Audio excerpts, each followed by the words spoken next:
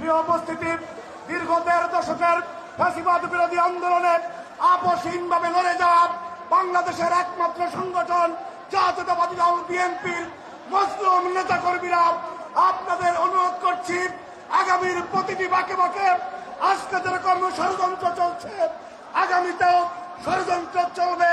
সেই জন্য সবাইকে সজাগ থাকতে হবে।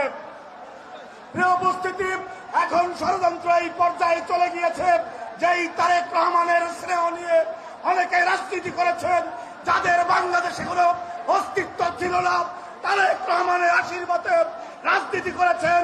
আজকে সেই মুনাফিকরা তারেক রহমানকে বাংলাদেশে আসতে দিতে চায় না। তাদের উদ্দেশ্যে বলতে চাই, আর কয়েকদিন পরেই ঢাকা বিমানবন্দর থেকে ঢাকা শহর লোকে লোকারণ্য হবে। ঢাকা শহরে মানুষের জনস্রোতে বয়ে যাবে এবং নদী পেরিয়ে মানুষ আসবে, সাগর পেরিয়ে আসবে, সমতলের সব পথ এক মোহনায় মিশবে।